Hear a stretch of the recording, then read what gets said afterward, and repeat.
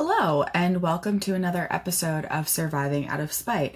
I am your host, Samantha Sauer, and as you can see, I am on my own without my co-host, Levi, today. She is out dealing with some of her own health issues, so I'm on my own, which I miss her because I do not like recording in general, let alone doing this by myself. But I wanted to hop on an episode and talk about something that I think is important but also really meaningful for me, and that's exercising with gastroparesis and chronic illness in general, really.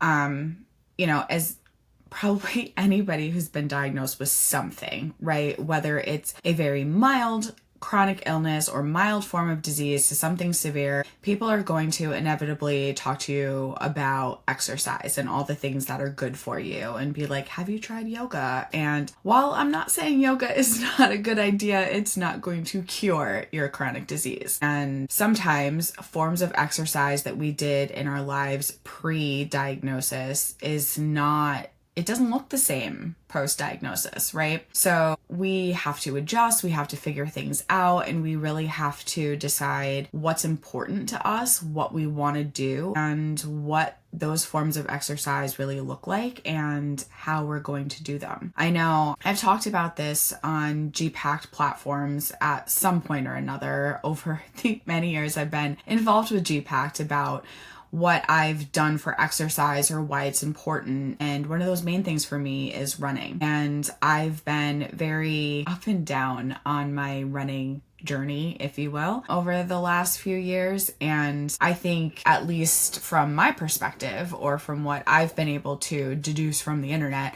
there really isn't a ton of guidance out there to say, like, if you have gastroparesis, this is what you need to do to be able to run, right? Much like anything, and as much as surviving out of spite is a great theme here, another theme that we kind of keep coming back to is trial and error. And you have to try something and see if it works and kind of cross your fingers and hope that you're going to be okay and that whatever you chose to do is going to work for you and you won't kind of pay the price for it later.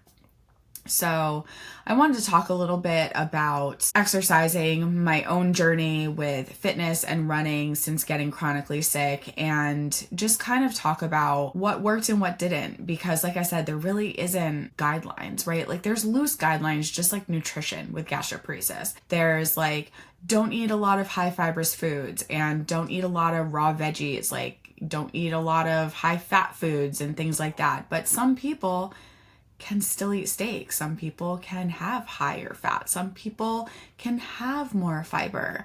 Some people can't have anything. Some people can't even eat food, right? So it's on a spectrum just like everything else is. And I think that depending on your body and what you did pre-diagnosis, and I do want to say a little bit of what you're willing to do to make that exercise regimen work for you, along with where you are in your diagnostic journey, is all going to play a part into what you're able to do. I do want to preface this and say that I was not any form of an athlete or runner or really anything before I was diagnosed.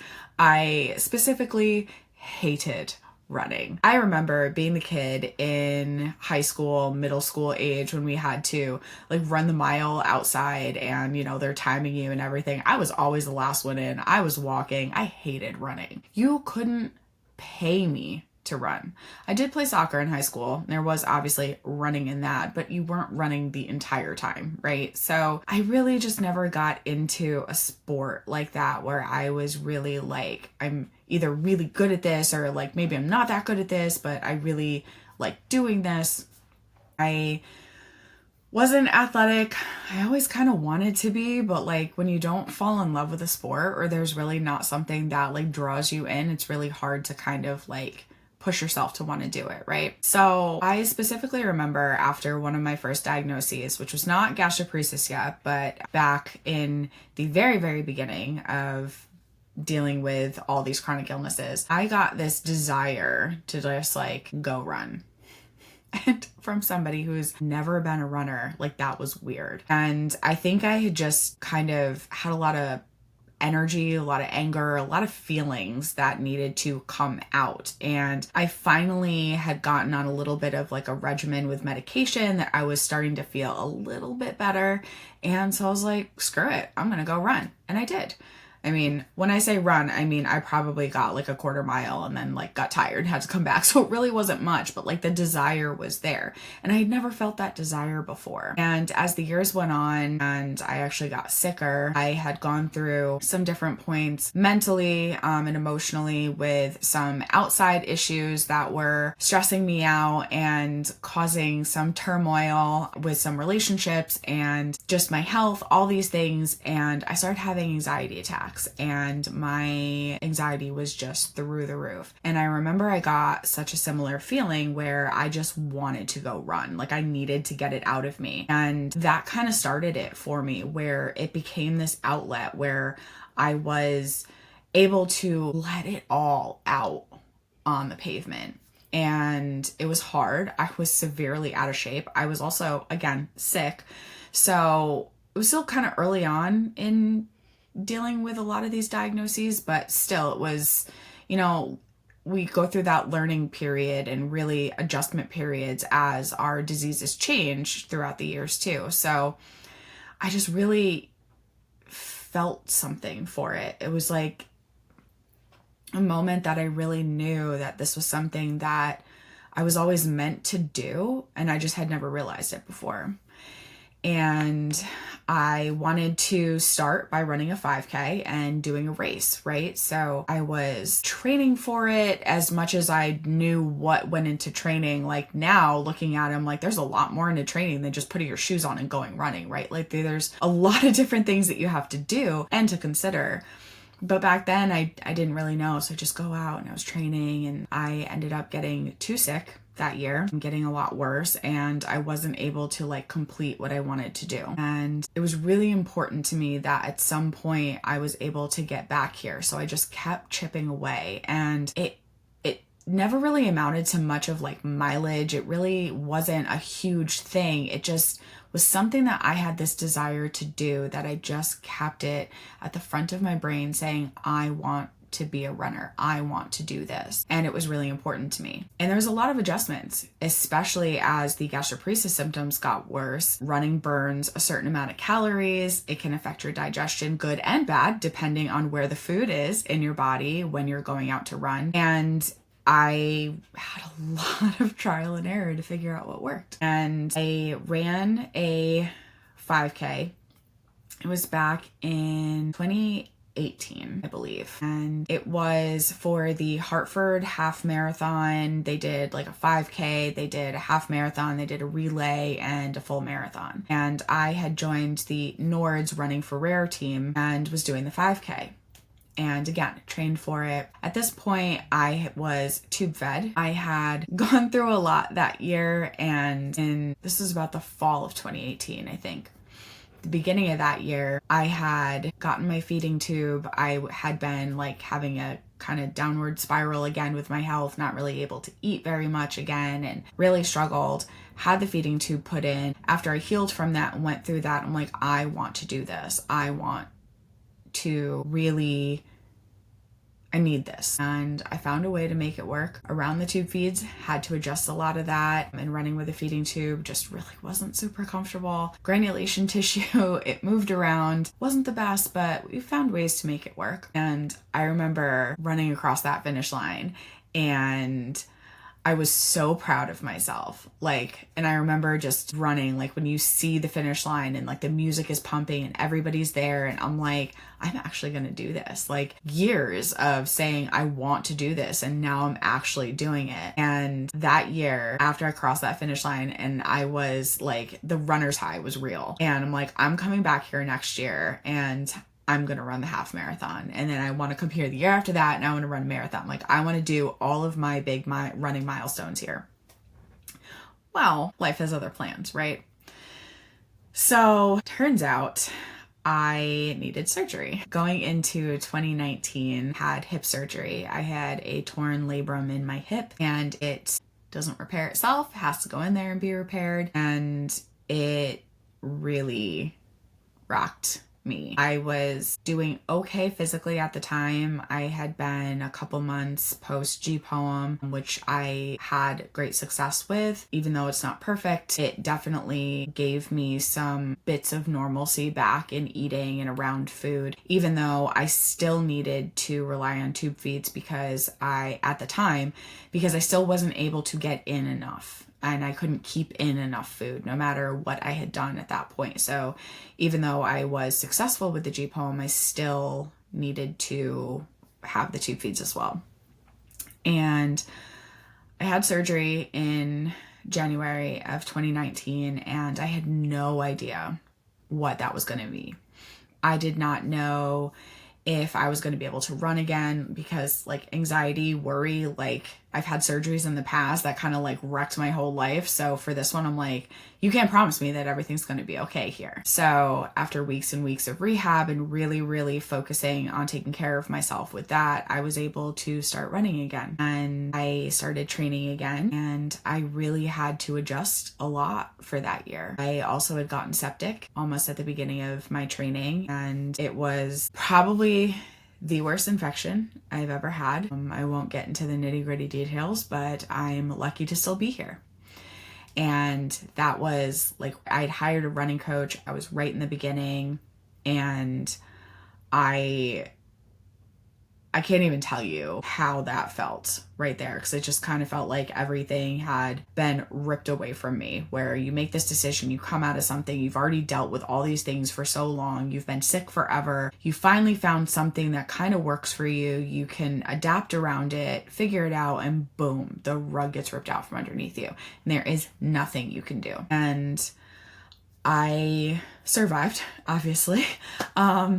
And I had to be really careful because the medication that I was on, in addition to running, I wasn't able to run for a while because of what that type of impact movement can do to the body while on that medication. It could damage the muscles, and that would be irreversible. So it further extended the recovery period, and it was getting closer and closer to where I was going to have to make a decision, are you able to actually go into this training? Because I had to train differently than a healthy person. I had to train slower. I had to train smarter. I had to train around flares, around illnesses, around what my body may or may not be able to do, because just because I put it on the schedule for Tuesday didn't mean my body was going to cooperate on Tuesday. Every run that got scheduled didn't get done. Some runs started and weren't completed. And adding recovery from sepsis and surgeries, I had to have my port removed and have another one placed, and the medications that I was on, and the emotional trauma and the physical trauma that my body went through. It was hell. It was hell. And it was one of those things where I'm like, I don't know if I'm going to be able to do this. And I'd seen a new doctor not long after that situation, and my mom had come with me because I still, new doctor, you wanted a second set of ears, and I still wasn't feeling that great. And he asked me, how the hell do you run? How do you do this? And my mom looked at him and was like, sure, will. And she was not wrong.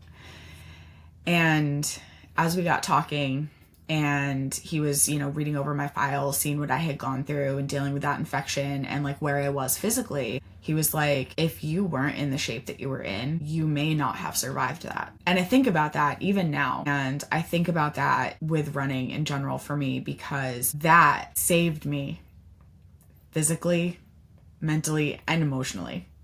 That sport, I'm going to cry on the internet. That sport, the ability to do that, I truly, from the bottom of my heart, believe that it saved my life. And in that moment, I think, even though I already knew I loved the sport, even though I already knew how much it meant to me, in that moment, it solidified it for me. And as the years went on, I still kept running.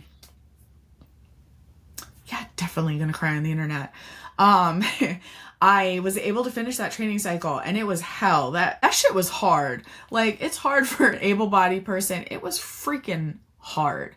But you know what? I did it. And I had a blast doing it. And I had a friend running with me, and there is something so magical about doing something that like you never thought you were going to do. And I don't just mean because like I was sick, so I never thought I'd be able to do these things or anything like that. But like there was a chance that I may not have survived earlier that year. So that victory for me was so much sweeter. And I haven't been able to get back to Hartford to run again, but it's on my vision board for something to do. I want to do another half marathon there and beat my original time. And I eventually at some point do want to run a marathon there. But as the years have gone by, I've run a couple other half marathons, and the last few years I've barely been able to run. Just about a week or so ago, I got up and I'm like, I don't want to go out for a run. And I go out and I'm like half a mile in and I'm like, holy shit, this is hard. And then I think to myself, like, how did I do this for 13 miles? You know, I'm well out of running shape because I had to adapt in the last few years in ways that I never wanted to. And I am very stubborn. I will push my body even though I shouldn't, because it's something that I told myself I wanted. And sometimes that ended in misery or injury, because I just didn't want to give something up. I didn't want illness to take something from me. If I said I was going to do it, I was going to freaking do it. But as I've gotten older and my illnesses have changed and things have kind of adjusted, I'm on different medications. I have been through some more trauma. I've been septic a couple more times. You know, I've had knee injuries. I've had a lot of different things happen, and I've had to adjust. And this very long story that I'm telling in this very long tangent. See, this is why I need Levi. Like, it's hard to talk to yourself. It's hard. And I had to give up, so to speak, running. And I didn't do that lightly. And I realized that sometimes slowing down, sometimes allowing my body to heal instead of pushing through was what I needed to do. Sometimes I tell myself, stop being a little bitch and go do it anyway. Sometimes that tough love works. Other times, the tough love that I need to hear is the gentle love, is to give myself a little grace and say that it's okay to slow down. It's okay to not do this today. If all you can do today is walk, then walk. If all you do today is crawl, crawl. If all you can do today is survive, that's all you can do. And forcing yourself to do something because you think that's what you're supposed to do, or because it's something you want so badly, by forcing yourself to do that thing could actually be the reason you lose it. And I had to learn that lesson so many freaking times for it to actually land in my head. I had to really tell myself, like, do you want to be able to run later in life, or do you want to keep injuring yourself now and never be able to run again? And I had to pull back way back. And there were quite a few months, possibly up to a year, that I did barely any exercise between life with gastroparesis and dealing with, food inconsistencies and digestive issues, lupus, consistent flares, and swelling and pain. The last couple summers where I live have been incredibly hot and humid, and I don't know about the rest of you, my body don't like it. So it was risky to be out in the sun and in that heat and in that humidity where I had to adapt and readjust. And there have been times in the last few years where I've pushed myself a little bit, or I've had some good days. So I'm like, I'm going to do this. But I kind of adopted the mindset of, I'm just going to do what I can today because that's what works. Maybe I'll try something a little different tomorrow. Maybe I will pick up a new exercise. Maybe I will go for a walk run. Maybe I will just shuffle my feet outside into what feels like a slog or slow jog and just see what I can do. Because again, I realized that sometimes even if I'm not giving 100% effort, and we've seen this all over the internet, people have used this like metaphor or whatever you want to call it multiple times, but like my 100% sometimes is someone else's 40%. My 40% might be someone else's 100%. As long as you are giving it, whatever that it is, everything that you have, you've given 100% of what you're able to give. And nobody can give more than that. And yes, chronic illness friggin' sucks. We know that. We hate it. It's taken from us. It has changed our lives. It has hurt us. It has pissed us off. It has screwed us over. It has hurt us in so many different ways. And it's unfreaking fair. It's unfair. But focusing on that is not going to get you any further. Acknowledging that, though, is different. And I think for me with exercise, it was a very similar mindset that like you're acknowledging like, I'm not able to do this anymore. I'm not. And that sucks. And now I need to figure out what to do. And I had to readjust my mindset over and over and over again. And I had to figure out what new thing worked. And I had to decide whether or not I wanted to call myself a little bitch and call myself out and say, go do this shit anyway. Or did I want to give myself grace and say, it's okay, rest today and move tomorrow? Or did I want to find a gray area? Because if you can't tell, I don't do gray areas very well. It's kind of one or the other, because that's how I've survived. But because that's how I survived years ago, things have changed now. It doesn't mean this is how I'm going to survive now. And this is how I have to survive now.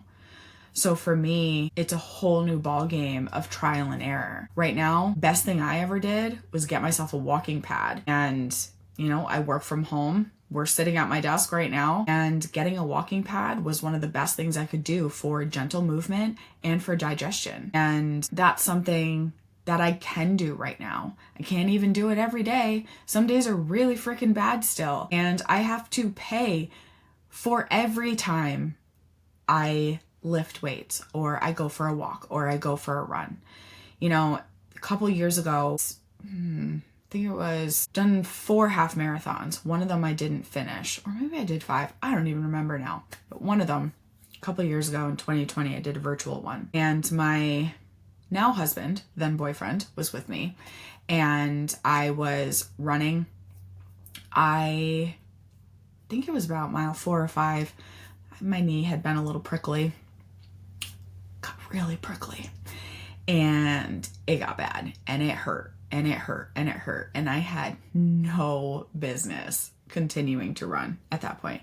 0% business doing any of that. But me being me, what do we think I did? I kept running. Cried.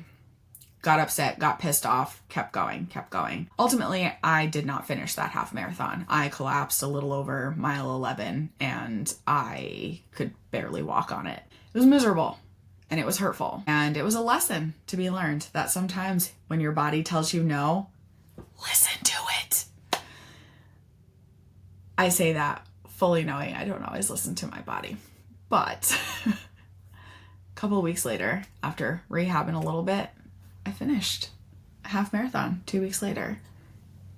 And I PR'd it too. It was my best time ever.